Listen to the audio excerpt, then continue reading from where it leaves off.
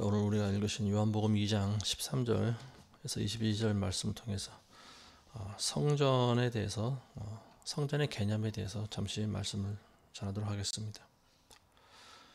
우리가 잘 아시는 내용인데요. 이제 예수님이 예루살렘에 올라가셨는데 그 이유는 이제 유월절을 그 명절을 지키기 위해서 올라가셨다라고 하는 것을 이제 우리가 알 수 있겠죠. 근데 성전, 예루살렘 성전 안에 가보니까 굉장히 시끄러운 소리가 들려옵니다. 짐승을 파는 장사꾼들이 있고요. 또 환전상들, 그러니까 호객 행위를 하는 그런 장사꾼들의 소리가 여기저기서 막 들리는 거예요. 근데 예수님께서는 그걸 보고 굉장히 진노하셨던 것 같습니다. 그래서 그 노끈으로 이제 채찍을 만들어서 그걸 막 휘둘러대면서 짐승들을 몰아내시고 또 사람들을 쫓아내셨습니다. 그러면서 이것들을 여기서 다 가져가라. 내 아버지의 집을 장사하는 집으로 만들지 말라. 이런 말씀하십니다. 그랬더니 이제 유대인들이 예수님한테 와서 따집니다. 네가 선지자냐? 네가 하나님의 아들이냐? 네가 선지자라면 우리에게 어떤 표적을 보여줄 것이냐? 이제 이런 이야기를 합니다. 그랬더니 예수님께서 이 성전을 헐라. 그러면 이것을 3일 만에 다시 세우리라. 알쏭달쏭한 이런 말씀하십니다. 예수님께서 이제 6월절이 됐을 때 예루살렘에 올라가셨는데 여기서부터 예수님의 사역이 시작된다라고 하는 것을 알 수가 있습니다. 6월절은 유대인들의 가장 큰 절기 중에 하나죠. 세 가지 절기가 있었는데 구약시대 때 그게 뭐냐면 6월절과 그리고 오순절이라고 하는 77절이 있었고요. 그리고 수장절이라고 하는 또 장막절이 있습니다. 이 세 절기는 모든 유대인들이 꼭 지켜야만 하는 그런 절기죠. 예수님도 이제 6월절을 지키기 위해서 예루살렘에 올라가셨는데요. 예수님의 사역이 이때부터 시작됐다라고 하는 것을 이제 알 수 있습니다. 오늘 지난 시간에 이제 우리가 갈릴리 가나 결혼식에 가서 이제 물을 포도주로 바꾸시는 그 기적을 보여주셨는데요. 이제 그것도 사역이라고 하면 사역일 수는 있어요. 그런데 구체적인 사역은 이제 여기서부터 시작되는 겁니다. 6월절에 예수님이 가셔서 먼저 성전을 청소하셨다라고 하는 거죠. 청소라기보다 정화시켰다. 성전 안의 분위기를 바꾸셨다. 뭐 이렇게 말할 수가 있겠죠. 자, 그래서 이제 6월절부터 이 하나님의 아들인 예수님이 사역이 시작되는데요. 결국 사역의 마침도 6월절로 마친다라고 하는 것을 알 수가 있겠죠. 6월절날 예수님께서는 당신 스스로가 어린 양이 되신 그런 사역을 하십니다. 그래서 십자가에 못이 박히고 피 흘리는 거, 이제 우리의 속죄를 위해서 대신 하나님께 번제로 드려지는 그런 구약의 제물을 본인 스스로가 이제 어린 양이 되신 그 사역을 우리가 알 수 있는데요. 자, 이제 사역을 시작하실 때 성전 안에 들어가십니다. 성전 안에 들어가서 굉장히 혼잡한 그 상황을 보시고 진노하시는 거예요. 근데 왜 그 예루살렘 성전 안이 이렇게 항상 시끄럽고 소란할까? 이제 그 당시 상황을 이제 우리가 잠시 살펴보면은요. 절기 때가 되면 이제 하나님께 짐승의 제사를 드리는 자들이 항상 있지 않겠습니까? 그래서 자신이 1년 동안 지었던 죄, 속죄제를 드리기도 하고요.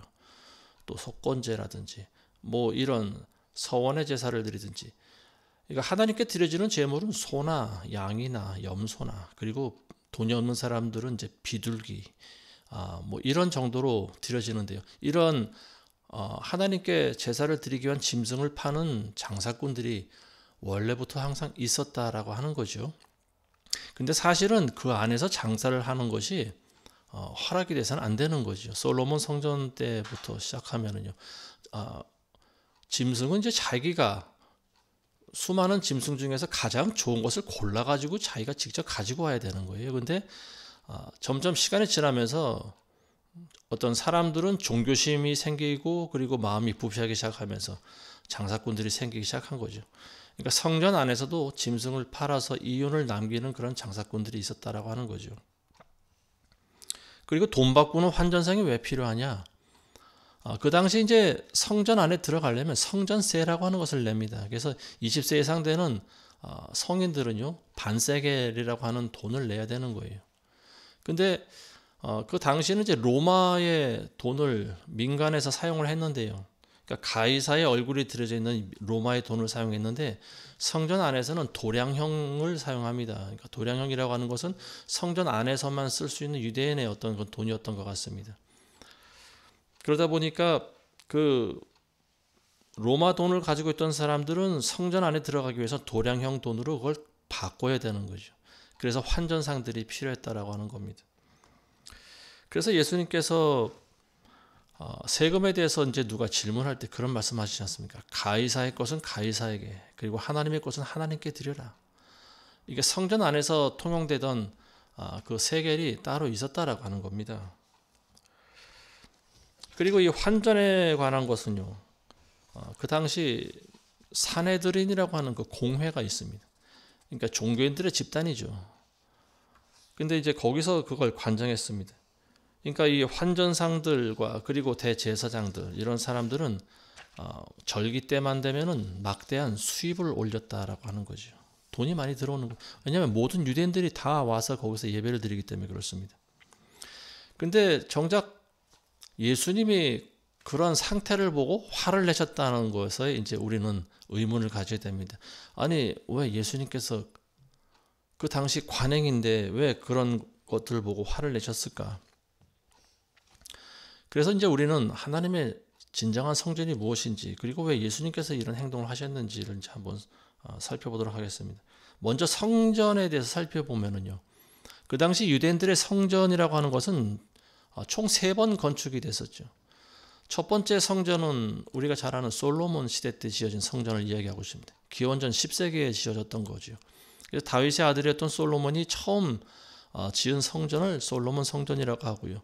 그리고 이 솔로몬 성전은 바벨론 침공 때 전부 다 무너졌습니다. 그래서 기원전 586년도에 이제 그 모든 유대인들이 바벨론으로 포로로 끌려갔는데요. 거기서 70년간 포로 생활하죠. 그리고 돌아와서 지은 게 바로 스룹바벨 성전이라고 하는 제2성전입니다. 그러니까 기원전 한 500년 전후로 해서 완공이 됐는데요.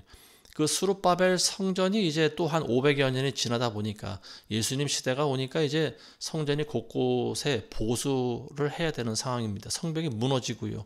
그리고 또 많이 낡았어요. 그리고 성벽을 또 증축도 해야 되는 그런 상황입니다. 근데 그 일을 누가 했냐? 헤롯이라고 하는 그 당시 왕이 했습니다. 헤롯은 정통 유대인이 아닙니다. 이 사람 이두메 사람이라고 기록하고 있어요. 이두메라고 하는 것은 에돔입니다. 에돔. 그러니까 정통 유대인은 아니죠. 물론 야곱의 형제이긴 하지만요. 어쨌든 그 조상은 같은 유대인의 피가 흐르겠지만 그 당시 상으로 보면 유대인입니다. 유대인이 아닙니다.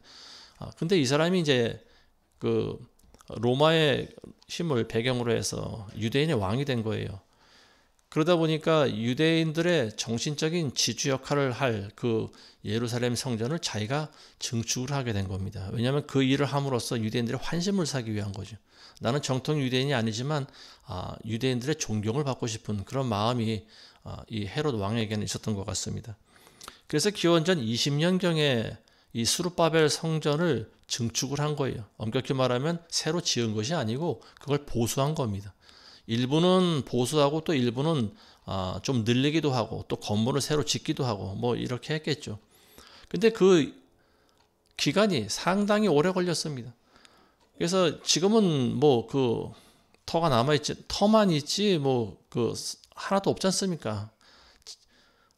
지금 남아있는 그 이 헤롯 왕이 증축한 하나님의 성전이라고 하는 것은 한쪽 서쪽 벽만 남아 있어요. 그것도 다 무너지고 한쪽 벽만 조금 모서리만 남아 있는데 그게 바로 우리가 잘 알고 있는 통곡의 벽이라고 하는 거예요. 그래서 기원전 20년경에 시작된 이 건축이 언제 완공됐냐 하면은 64년경, 60에서 64년경에 완공됐다고 합니다. 그러니까 무려 80년이 되는 그 세월 동안 이 헤롯 성전을 계속 짓고 있었다라고 하는 거죠. 근데 결국 그게 완공되고 몇 년 지나지 않아서 어떻게 됩니까? 헤롯 성전 제3, 그러니까 세 번째 세워진 이 성전도 로마의 티투스 장군이 와서 전부 다 무너뜨려 버렸죠. 그래서 지금 하나도 남아있지 않아요. 벽 한쪽만 조금 남아있는 거지요. 그러니까 유대인들이 예수님한테 그런 질문을 합니다. 예수님께서 막 채찍으로 그 성전 안을 다 깨끗이 정화시키시니까 와서 이야기를 합니다. 네가 선지자라면 어떤 표적을 보이겠느냐. 그랬더니 예수님께서 이 성전을 헐라고 하십니다. 이 성전을 헐면은 내가 이것을 3일 만에 다시 세우리라. 그랬더니 유대인들이 반문을 하는 거예요. 이 성전을 짓는데 걸린 시간이 46년이야. 근데 네가 이걸 3일 만에 짓겠다고? 이런 이야기를 합니다. 자, 46년 동안 지었다라고 하면은요. 그 당시 예수님의 나이가 언제인지를 우리가 짐작을 할 수 있죠. 예수님은 기원전 4세기에 태어난 걸로 기록되어 있습니다. 46년이라고 그러면은 기원전 20년부터 성전을 짓기 시작한 거예요. 그러니까 예수님의 나이가 그 당시 30세라고 하는 것을 알 수가 있겠죠. 30세부터 예수님은 사역을 시작했다. 이제 이걸 우리가 추정해 볼 수가 있는 거죠.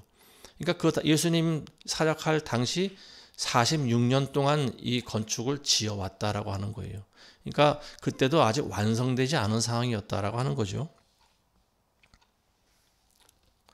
근데 예수님께서는 이 성전을 헐라고 하십니다. 왜 헐라고 하셨을까요? 두 가지가 있어요.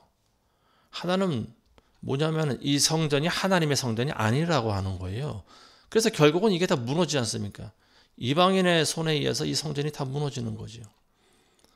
그리고 내가 대신 3일 만에 세우겠다. 그건 뭐냐면 본인이 3일 만에 부활하시겠다라고 하는 말입니다. 너희가 나를 십자가 못 박아 죽이지만 나는 3일 만에 부활하겠다라고 하는 거예요. 그러니까 그 말씀인즉슨 뭐냐면 예수님 당신이 곧 성전이라고 하는 거예요. 성전의 주인이자 예수님이 성전이라고 하는 거죠. 근데 사람들은 돌로 만든 그런 성전, 사람의 손으로 만든 성전을 성전으로 오해하고 있다라고 하는 말입니다. 자, 예수님께서는 내 아버지의 집을 장사하는 집으로 만들지 말라. 여기는 기도하는 곳이다. 그런데 너희가 오늘날 강도의 소굴로 만들었도다. 이런 말씀하십니다. 그러니까 왜 이런 말씀하셨을까요? 너희가 성전을 오해했다라고 하는 말입니다. 성전도 오해하고 그리고 하나님께 드리는 제사, 하나님이 기뻐 받으시는 제사가 무언지를 모르고 있다. 본질적인 말씀을 하고 계시는 거예요. 자, 구약 시대 때는 짐승으로 희생제를 드렸죠. 근데 그 당시 유대인들이 드린 짐승의 희생제는 레위기에 나와 있는 율법에 기록된 거 아닙니까? 근데 왜 하나님께서 그 짐승의 제사를 기뻐 받지 않으셨을까? 우리는 그런 생각을 할 수 있어요. 근데 바로 구약의 마지막 책인 말라기를 읽어보면 우리가 알 수 있습니다. 왜 하나님께서 이스라엘 백성들이 드린 짐승의 제물을 받지 않겠냐라고 하는 것을 알 수 있는데 그게 뭐냐면은 한마디로 제대로 된 짐승을 드리지 않았다라고 하는 거죠. 자, 그래서 이 하나님께서 이 말라기 선지자한테 엄중한 말씀을 이스라엘에게 전하셨는데요. 어떤 말씀을 하셨냐면 첫 번째로는 내 이름을 멸시하는 제사장들아. 제사장들이 내 이름을 멸시한다라고 하는 거예요. 그걸로 말라기 선지자가 말을 시작하고 있습니다. 그러면서 더러운 제물을 너희가 왜 나에게 가져오느냐 그런 말씀하지 않습니까? 너희는 더럽혀진 빵과 눈 멀고 저는 것들과 병든 것들을 하나님께 드리니 악하지 아니하냐. 자, 그러면서 이 제물을 너희의 총독에게 드려봐라. 그러면 너희 총독이 그것을 과연 기뻐하겠느냐. 사람에게 드려도 기뻐하지 않을 만한 그런 제물을 너희가 하나님이 나한테 가지고 오느냐. 지금 그런 말씀을 하고 계시는 거예요. 사람도 제대로 된 제물을 받지 않으면 선물을 올바르지 않은 선물을 받으면 마음이 좋을 리가 없지 않습니까? 근데 그런 것들을 너희는 하나님이 나에게 가져온다. 자, 그러면서 하나님께서 뭐라고 하시냐면 너희의 마음 상태가 어떤지 내가 다 알고 있다라고 하는 거예요. 너희는 주의 상이 더럽혀졌고 과일과 그의 음식은 멸시해도 된다. 이렇게 생각하고 있지 않느냐. 너희는 나의 제사를 너의 제단을 모독하였도다. 사람들이 하나님의 제단은 이미 더러워졌어. 그러니까 멸시할 만하고 우리는 더러운 걸 드려도 된다. 이렇게 너희가 속으로 코웃음 치고 있다라고 하는 말입니다. 근데 내가 이런 재물을 너희 손에서 받아야 되겠느냐. 하나님께서 이런 말씀하시는 거죠. 말라기 선지자를 통해서. 자, 이거를 이제 예수님께서 지적하신 겁니다. 너희가 지금 장사꾼들이 팔고 있는 이 짐승들을 봐라. 하나같이 다 눈이 멀고 병들고 다리를 저는 그런 짐승들밖에 없지 않느냐. 근데 이런 걸 가지고 와서 돈 받고 사람들에게 하나님께 드리려고 지금 팔고 사고 팔고 하고 있느냐. 지금 이 말씀하고 있는 거죠. 왜 이스라엘 백성들이 이렇게 됐을까요? 결론적으로 하나님을 경외하는 마음이 없다라고 하는 거예요. 그래서 하나님께서는 그들의 제사를 받지 않으시는 거예요. 온전한 짐승을 가지고 와서 하나님께 제사를 드려도 그 드리는 사람의 마음 상태가 올바르지 않으면 하나님께서는 그 제물을 받지 않습니다. 근데 하물며 올바르지 않은 병들고 눈멀고 다리 저는 이런 짐승을 가지고 와서 마음 상태도 올바르지 않은 사람들이 제사를 드리니 하나님이 그 예물을 받겠냐라고 하는 거죠. 그 예배를 받으시겠냐라고 하는 거예요.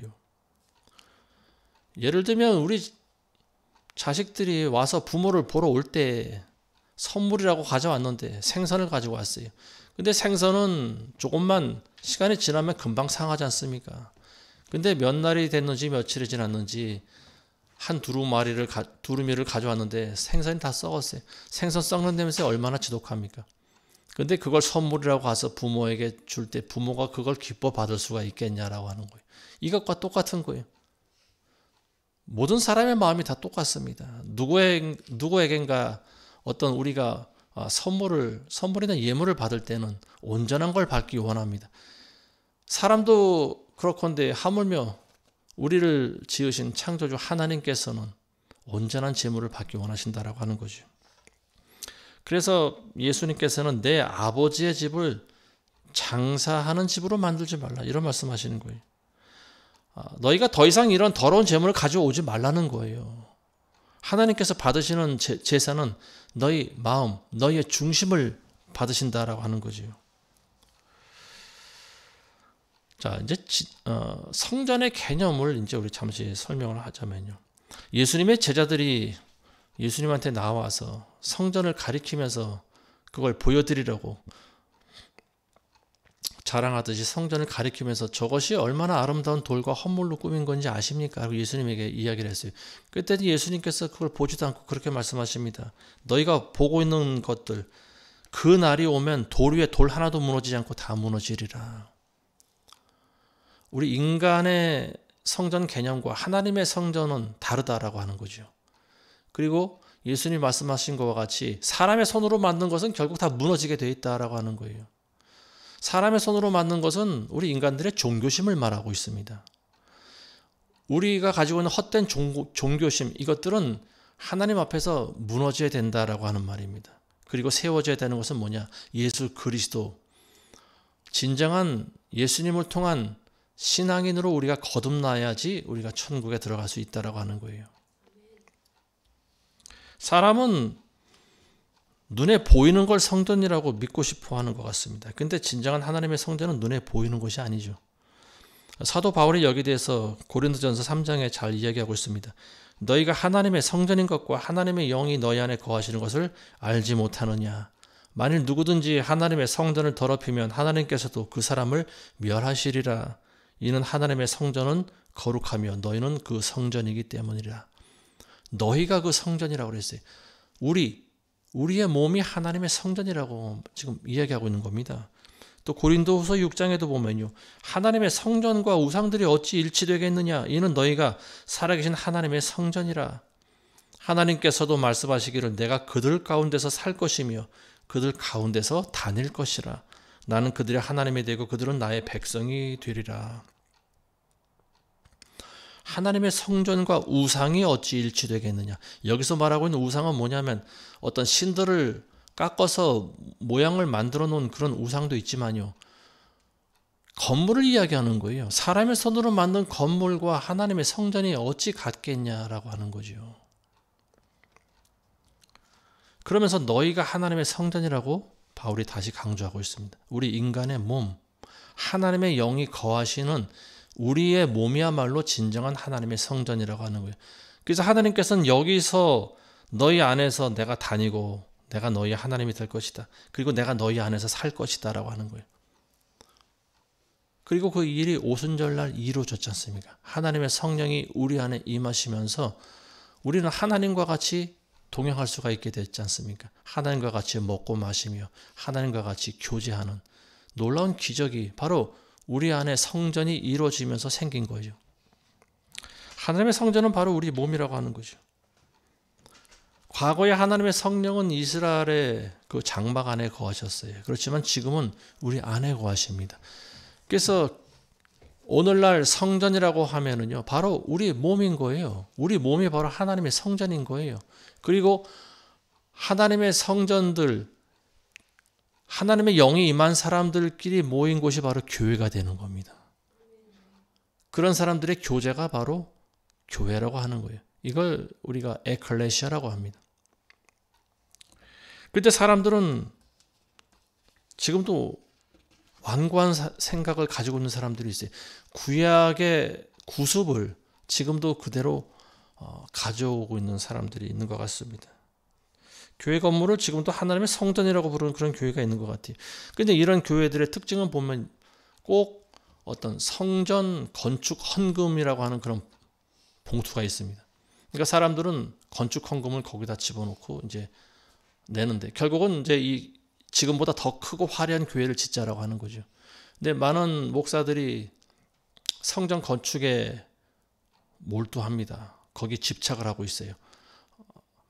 아마도 본인이 구약시대 대제사장이라고 생각을 하는 것 같아요. 그래서 솔로몬처럼 성전 건축을 해서 하나님을 기쁘시게 하고 싶은 그런 마음이 있는 것 같습니다.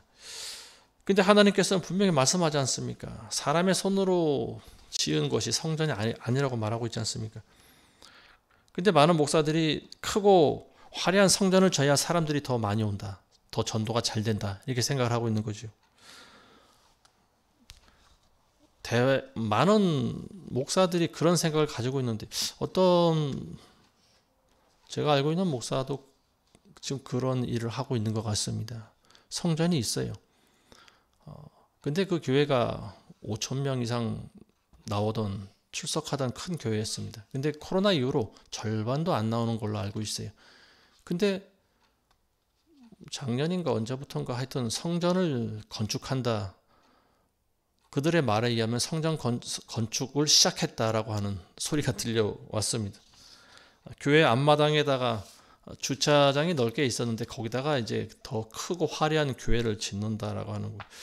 교인들이 많아서 예배드릴 장소가 부족해서 새로 건물을 짓는다라고 하면 이해할 수가 있어요. 근데 그렇지도 않아요. 평소 교인들의 절반이 그 이상이 더 나갈 수도 있었어요. 근데 굳이 크고 화려한 건물을 짓는다. 납득이 가지 않는 거죠. 그러면서 성전 건축이라고 합니다. 그러니까 아마도 그 목사님은 그런 생각을 하는 것 같아요. 건물을 쳐야 자동적으로 전도가 된다라고 하는 거죠. 사람들이 몰려오기 때문에 그렇습니다. 과연 그럴까요? 지금 코로나를 겪으면서 우리가 그게 부질없는 환상이라고 하는 것을 우리가 다 깨달았지 않습니까? 이미 눈에 보이는 교회는 다 무너졌어요. 그리고 예수님의 예언대로 그렇게 될 겁니다. 눈에 보이는 화려한 건물과 돌로 지은 건축물들은 다 무너지게 돼 있어요. 사람의 종교심이 무너진다라고 하는 말입니다. 지금도 그걸 유지하고 있다라고 하면은 그런 것은 결국은 교회가 아니라고 하는 거죠. 진정한 교회는 예수님을 주인으로 삼아 사는 사람이고 하나님의 성령이 임한 사람들 그리고 그런 사람들이 모이는 곳 이런 곳이 교회가 되어야 되는 거예요. 근데 사람들은 눈에 보이는 데 너무 집착을 하는 것 같아요.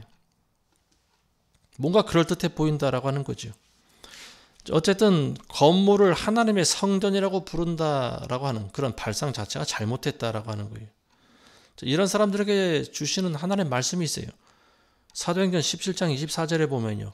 세상과 그 안에 있는 만물을 지으신 하나님은 하늘과 땅의 주시니 그분은 사람의 손으로 만든 성전들에는 계시지 아니하시며 또한 무슨 필요한 것이 있는 것처럼 사람의 손으로 섬김을 받아야 되는 것도 아니시니 이는 그분이 만민에게 생명과 호흡과 만물을 주심이라. 아멘. 하나님께서는 사람의 손으로 만든 성전에 계시는 분이 아니라고 하는 거예요. 아무리 아름답고 아무리 비싼 건축물로 크고 화려하게 교회를 지어도 하나님의 성령은 거기에 거하시는 것이 아니라고 하는 거죠. 건축물에는 하나님께서는 관심이 없다라고 하는 거예요. 아시겠습니까? 하나님께서 거하시는 곳은 바로 우리 인간들의 마음입니다. 우리 인간의 중심에 거하시길 원하는 거예요. 하나님께서 왜 쓸데없는 그런 차디찬 돌로 만든 건축물에 거하시겠습니까? 그렇지 않은 거예요. 하나님의 성전은 바로 여러분입니다. 바로 저와 여러분들이, 우리가 하나님의 성전인 거예요. 우리가 무엇을 해야 우리가 하나님을 섬기는 줄 아는데 그런 것이 아니죠. 하나님은 우리 손으로 섬김이 필요 없습니다. 하나님께서는요, 수많은 천군 천사들이 있어요. 우리가 섬기지 않아도 하나님은 천사들의 섬김을 이미 받고 계십니다. 이미 천사들의 경배를 받고 계시는 분이에요. 그런데 하나님께서는 왜 우리가 지은 손으로 만든 건축물에 거하셔야 되고 왜 우리의 섬김을 받으셔야 될까요? 그렇게 하나님께서는 우리를 사랑하신다라고 하는 말이죠. 어린아이가 부모를 공경한다고 해봐야 얼마나 공경하겠습니까? 그렇지만 부모는 그걸 공경으로 받는 거죠. 왜냐하면 그 대상이 귀여우니까, 그 대상이 이쁘고 사랑스러우니까 그걸 인정해 주는 것뿐이지, 사람의 손으로 만든 거나 사람의 손으로 하는 섬김이나 하나님께는 사실은 필요가 없다라고 하는 거예요. 이게 바로 본질입니다. 우리가 하나님을 어떻게 기쁘시게 해드려야 될까? 결국은 그 마음과 자세가 중요하다라고 하는 거지요. 눈으로 보이는 건축물과 그리고 또 수많은 사람들을 모아놓았다고 해서 그 사람들의 기도를 하나님이 들으시는 것이 아니라고 하는 거예요.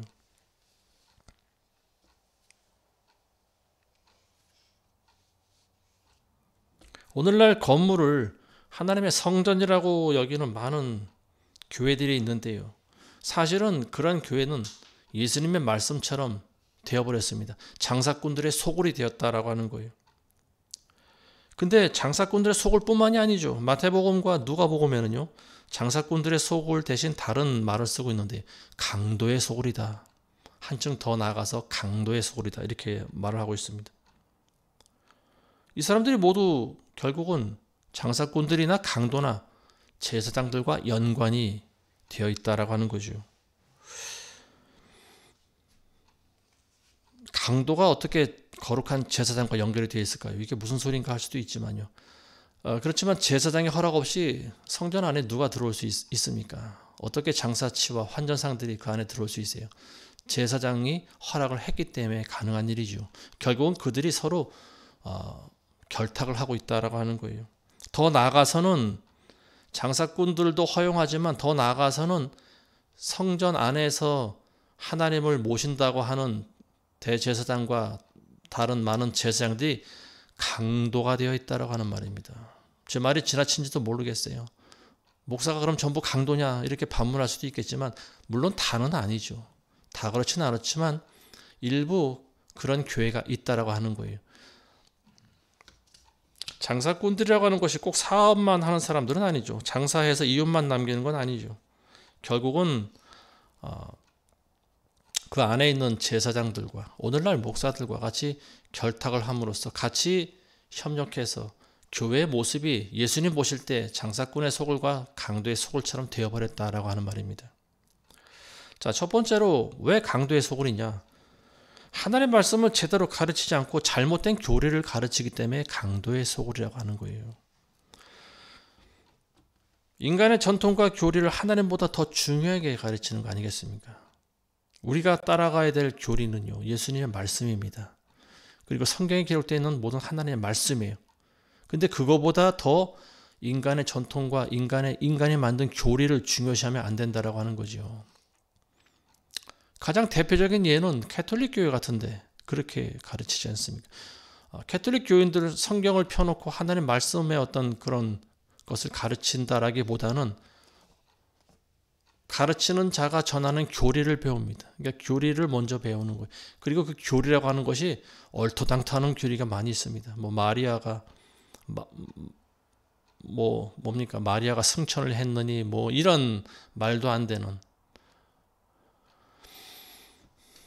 마리아에게 기도도 해도 되고 뭐 하여튼 그리고 예배를 드릴 때 뭐 어쨌든 뭐 우리가 먹고 마시는 성찬 이것들이 뭐 실제로 그렇게 된다라고 한다느니 뭐 이런 식의 되지도 않는 그런 교리를 가르치는 곳이 바로 캐톨릭 아니겠습니까? 어쨌든 잘못된 교리는 잘못된 그런 교인들을 양산하죠. 그리고 건물을 성전이라고 가르치는 그런 교회에서는요, 목사들이 나름대로 과거의 구약의 대제사장들을 좀 본받아서 따라하는 것 같습니다. 거룩한 긴 그런 예복을 입고 단상에 올라가서 설교를 하죠. 본인이 생각할 때 자기가 주의 종이고 그리고 대제사장이라고 생각을 하는 것 같습니다. 그리고 그렇게 인식하게끔 만드는 것 같아요. 교회들이 보면은요, 성도들이 한 100명 정도만 돼도 조직을 만듭니다. 그래서 조직의 틀 안에 묶이게 하죠. 하나님의 진리의 말씀보다 조직에 묶여서 교회를 안 나간 사람들도 상당히 많이 있다라고 하는 거예요. 그리고 그 안에서 조직이 있으면 반드시 서열과 계급이 또 있죠. 그러니까 많은 사람들은 시간이 지나면 점점 위 계급으로 올라가고 싶어 합니다. 큰 교회에서는요, 새 성도가 오면은 한 3년이 지나면 무조건 집사 직분을 줘요. 11조를 잘 내고 교회 출석만 잘하면 집사 직분을 줍니다. 그리고 또 거기서 한 5년 정도 더 교회에서 봉사하고 섬기면 그 다음에는 이제 뭐 안수 집사 또는 뭐 권사 뭐 이런 직분을 또 주죠. 그리고 거기서 일정 시간이 더 지나면은 장로가 되는데, 그러니까 평신도 계급에서 가장 높이 올라갈 수 있는 계급이 바로 장로 계급이죠. 그럼 장로라고 하는 게 물론 직분이 성경에도 나와 있죠. 그렇지만 장로라고 하는 것은 사실 오늘날 목사와 같은 거예요. 굳이 장로와 목사를 구분할 필요가 없는 겁니다. 근데 오늘날 장로라고 하는 그런 직분을 따로 만들어서 또 교회를 섬기게 하는데, 자, 이러한 제도 자체가 잘못되었다라기보다 사람들에게 이것의 부작용은 뭐냐면 사람들에게 종교심을 심어준다라고 하는 거죠. 이런 것들이. 그리고 그때마다 사람들은 교회에 많은 돈을 헌금을 해야 돼요. 뭐 구구절절히 말씀은 안 드리겠지만 어쨌든 큰 교회에서는요, 장로가 되기 위해서는 몇 천만 원이 필요하다고 합니다. 구체적인 액수는 모르겠어요. 아마 교회마다 조금씩 다르겠죠. 어쨌든 장로가 되면 사람들은 금으로 만든 배지를 하나씩 달고 목에 힘주고 다니는 그런 사람들이 있어요. 물론 겸손한 분들도 있지만요. 자, 그래서 교회가 결국은 장사꾼의 소굴과 강도의 소굴이 되었다라고 하는 거죠. 장로가 되면은 더 겸손해지고 더 하나님과 성도들을 잘 섬기고 하면 얼마나 좋겠습니까? 근데 그렇지 않은 경우가 비일비재하다라고 하는 거죠.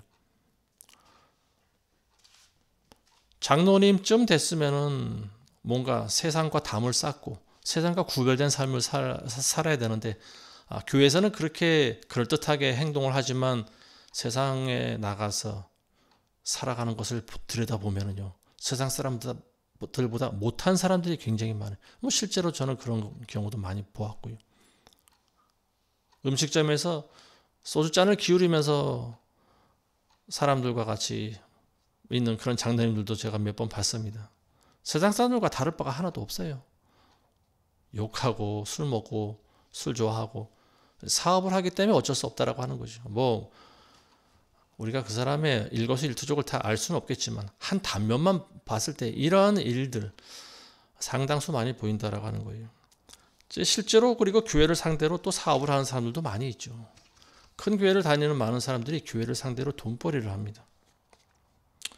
큰 건물을 지을 때부터 얼마나 많은 것들이 필요합니까? 교회 건축 자재도 필요하고요. 또 일하는 또 집을 짓는 사람도 필요하고 기술자들도 있어야 되고, 또 큰 건물이 지어지면 거기에 들어가는 또 많은 기구와 가구들과 뭐 이런 것들 납품하는 사람들이 들어가고요. 또 운영해 나가야 되면은 또 조직 구성원도 있어야 되고, 수만 명 교회가 나오는 그런 교회는요, 행정 직원들만 100명 이상 됩니다. 이 사람들은 행정 일만 하는 거예요. 교인들 관리하고 뭐 이런 일들만 하는 사람들이 100명 이상 필요합니다. 그러니까 그 사람들의 월급이 어디서 나오겠습니까? 전부 교인들의 헌금에서 나오는 거 아니겠습니까? 그런 큰 교회 담임 목사는 사례비가 웬만한 재벌 임원급 이상 됩니다. 그리고 또 무제한 쓸 수 있는 법인카드도 받고요. 고급 승용차를 굴리고요. 자, 그러다 보니까 담임 목사는 더 성도들을 많이 모아야겠죠. 왜냐하면 그래야 자신의 역량이 더 커지고 그리고 그것들을 유지할 수 있지 않습니까? 많은 직원들을 먹여 살리고 자기 월급을 끊기지 않고 받으려면 성도들이 많이 모여야 된다라고 하는 거죠. 그래서 부흥을 강조하고 그리고 또 물질을 많이 심어야 복을 받는다. 이게 기복주의죠. 그렇게 가르치는 거예요. 교회에서 어떤 행사를 하면은요, 돈을 내라고 행사를 하면 대놓고 돈을 내라고 할 수는 없겠지만 어떤 명분을 만들어서 어떤 행사를 할 때 교인들은 굉장히 적극적으로 가담합니다. 그리고 그렇게 하는 이유가 뭐냐면 평소에 목사가 교인들을 그렇게 교육을 시켰기 때문에 그래요. 물질을 많이 심어야 복을 받는다. 콩 심은 데 콩 나고 팥 심은 데 팥 난다. 많이 심으면 많이 거둔다. 사람이라고 하는 존재는요. 물욕이 있지 않습니까? 많이 가지고 싶은 거예요. 그러다 보니까 많은 걸 가지고 옵니다. 자기 분수에 지나치게 가져온다는 데 문제가 있어요. 가난한 단칸방 월세를 사는 사람이 그 돈을 빼가지고 가지고 온다라고 하면 그게 정상입니까? 그렇지가 않은 거예요. 근데 사람들은 복 받는데 눈이 멀어서 그래요. 왜냐하면 평소에 그런 설교를 계속 들어왔기 때문에 그런 거죠. 많은 교회가 북한을 도와줘요. 북한도 우리 이웃인데 맞는 말이죠. 근데 그들이 도와주는 돈이 다 어디로 갑니까? 김정은의 뱃속으로 다 들어가는 거죠. 김정은한테 다 도와주는 거예요. 그리고 또 교인들의 헌금이 부동산, 주식, 그리고 또 담임 목사의 어떤 사비로 활용돼요. 출처를 모르는 돈들도 많이 있어요. 그래서 교회가 항상 시끄러운 거예요. 큰 교회는 항상 분쟁과 소송에 휘말려 있습니다. 잠잠한 교회는 없어요. 왜 이런 일이 생길까요? 교회가 이미 장사꾼의 소굴이 되어 있기 때문에 그렇습니다. 그래서 항상 시끄러운 거예요. 항상 분쟁이 있는 거예요. 서로 네가 잘났니 내가 잘났니 이렇게 하자 저렇게 하자. 장사꾼들의 소굴 또 다른 의미는 뭐냐? 영적인 장사꾼이라고 하는 거예요. 그리고 영적인 강도라고 하는 거죠.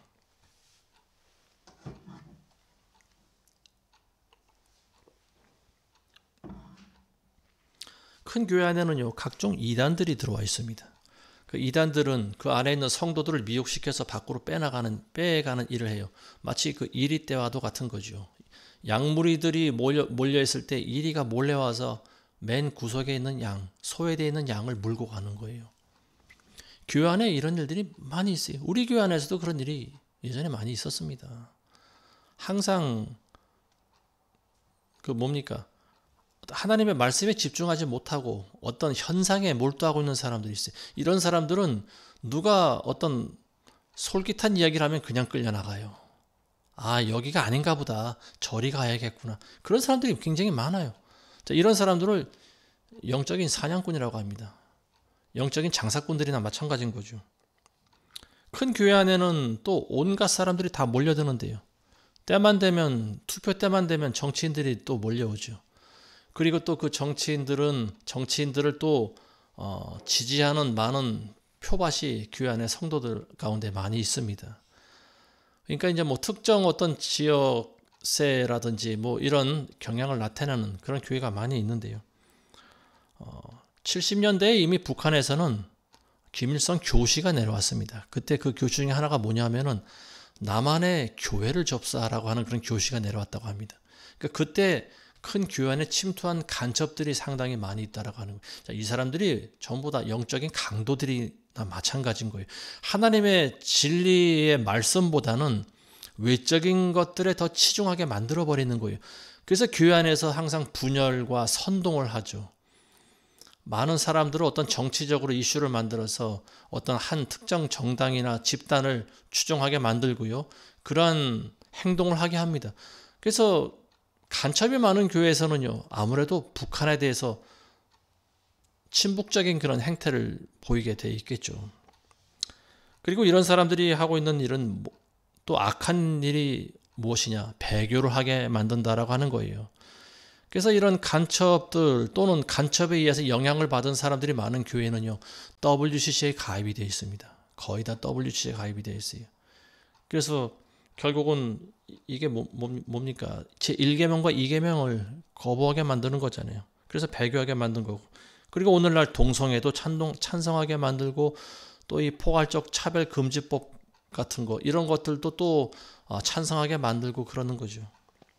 영적인 장사꾼들은 결국 교인들을 지옥으로 끌고 가는 그런 사탄의 작품이다, 이렇게 볼 수 있는 거죠. 오늘 우리가 읽으신 본문 외에 그 뒤에 있는 말씀이 있는데요. 23절 이하의 말씀을 우리가 한번 읽어보겠습니다. 6월절 명절날에 주께서 예루살렘에 계실 때 많은 사람이 그가 행하신 이적들을 보고 그의 이름을 믿더라. 그러나 예수께서는 그들에게 자신을 맡기지 아니하시니 이는 주께서 모든 사람을 아시기 때문이더라. 또 사람 속에 무엇이 들어있는지를 아심으로 누가 사람에 관하여 증거하는 것도 필요치 아니하시더라. 자, 예수님이 하신 기적을 보고 당시 많은 사람들이 예수님을 믿었습니다. 그리고 예수님을 메시아라고 인정을 했어요. 근데 주님은 그들에게 자신을 맡기지 않으셨다라고 나와 있어요. 예수님께서 당신을 사람들에게 맡기지 않았다라고 하는 말이 무슨 의미일까요? 그 당시 예수님이 메시아라고 하는 걸 믿은 사람들은요, 예수님을 끌고 가려고 했어요. 어디로 끌고 가려고 했느냐 하면요, 왕으로 삼으려고 했다라고 하는 거죠.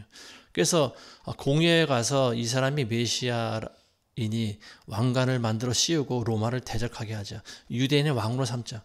사람들은 예수님을 끌고 가려고 했어요. 근데 예수님은 그걸 거부하셨다라고 하는 거예요. 그래서 사람들에게 자신을 맡기지 않으셨다라고 하는 말입니다. 유대인의 왕은 맞는 거죠. 그렇지만 물리적인 왕이 되는 것은 예수님의 목적이 아니었죠. 예수님은 어린 양으로 오셨습니다. 초림 때는 죽으러 오신 거예요. 십자가에 달리시기 위해 오신 거 아니겠습니까? 근데 사람들은 예수님을 그 당시에 왕으로 세우려고 했다라. 그래서 예수님은 그들에게 자신을 맡기지 않았다라고 하는 거죠. 그리고 또 사람 속에 무엇이 들어있는지를 아심으로 누가 사람에 관해 증거하는 것도 필요치 않냐 하시더라. 예수님은 하나님이시지 않습니까? 우리 인간들의 상태를 다 알고 계세요. 다 보고 계세요. 우리 안에 어떤 생각을 하고 있는지, 우리 마음 상태가 어떤지 예수님은 잘 알고 계세요. 그러니까 누가 예수님한테 와서 저 사람은 어떤 사람입니다, 저 사람은 심성이 올바르고 저 사람은 심성이 올바르지 않은 사람입니다, 뭐 이런 설명을 해드릴 필요가 없다라고 하는 거예요. 왜냐하면 예수님께서는 그 사람이 어떤 사람인지를 이미 다 잘 알고 계셨다라고 하는 거죠. 하나님의 성전 중요하지 않습니다. 사람들이 알고 있는 화려한 건축물과 돌로 지은 큰 건물 중요하지 않다라고 하는 거예요. 하나님이 보시는 건 뭘까요? 우리 중심을 보신다라고 하는 거죠. 건물의 중심 안을 아무리 살펴봐도 뭐가 있나요? 아무것도 없어요. 바닥에 빈 먼지밖에 없어요. 하나님이 보시는 건, 하나님이 관심 있는 건 우리 영혼입니다. 우리 중심을 보시는 거예요. 성령께서는 하나님의 가장 깊은 것을 통찰하신다고 나와 있어요. 근데 우리를 모르시겠습니까? 우리가 어떤 사람인지 너무나 잘 알고 계시는 거예요. 그래서 하나님이 원하시는 제사를 우리가 드려야 되는데 사람들은 비본질적인 제사를 드리고 있다라고 하는 거예요. 하나님이 기뻐하시는 제사가 아니고 사람들은 인본주의적인 예배를 드리고 있다라고 하는 거죠. 사람이 봤을 때 기뻐하면 하나님도 기뻐한다고 생각을 해요. 근데 그건 잘못된 거예요. 물론 그 두 개가 일치할 때도 있겠죠. 그렇지만 먼저는 하나님이 기뻐하는 제사가 되어야 됩니다. 그리고 그걸 하나님이 기뻐하실 때 우리도 그 예배를 기뻐해야 되는 거예요. 근데 하나님은 관심이 없고 나만 기뻐하면 된다라고 하는 건요, 그건 강도나 도둑의 신보입니다. 하나님을 진정으로 경외하는 사람은 그런 예배를 드리지 않아요.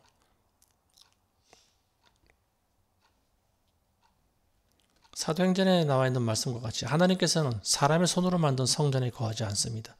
그리고 사람의 손으로 하는 섬김을 받지 않습니다. 하나님께서 기뻐하시는 제사는요, 우리 영적인 상태예요. 상한 심령의 제물을 하나님 받으십니다. 우리의 중심을 드리는 예배를 하나님 받으시는 거예요. 저는 말씀 맺겠습니다. 우리의 심령이 바로 하나님의 성전인데, 우리가 하나님의 성전인데 마음이 어지럽고 불안하고 답답하고 믿음이 없어진다라고 하면요, 이미 우리 중심에 장사꾼들이 들어와 있는 거예요. 이미 우리 심령 가운데 강도가 들어와 있는 거예요. 이때 어떻게 됩니까? 예수님처럼 단호히 쫓아내야 돼요. 예수님이 채찍으로 장사꾼들을 다 몰아내셨듯이 여러분들도 여러분들 심령 가운데 들어와 있는 세상의 것들을 다 몰아내시기 바랍니다. 예수 이름으로 쫓아내셔야 돼요. 예수 그리스도의 이름으로 우리 안에 들어와 있는 더러운 귀신들과 악령들을 다 쫓아내시기 바랍니다. 세상에 있는 것들을 다 몰아내셔야 돼요. 이게 바로 성전 정화예요. 우리를 정화시키는 거예요. 하나님의 말씀으로 정화시키는 거예요. 성령의 기름 부음으로 우리를 다시 새롭게 하는 거예요. 이게 바로 성전을 깨끗하게 하는 일이고요. 그리고 그런 정화된 성전을 가지고 있는 그런 사람들의 예배를 하나님 기뻐 받으십니다. 화려한 건축물로 세운 그런 큰 교회 다닌다고 하나님 기뻐하시는 것이 아니에요. 성전은 아버지의 집이고 기도하는 곳입니다.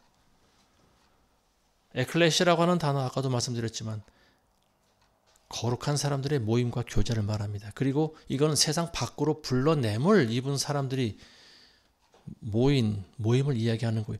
온갖 세상이 다 들어있는 교회를 에클레시아라고 하지 않습니다. 세상으로부터 밖으로 불러냄을 입은 사람들이에요.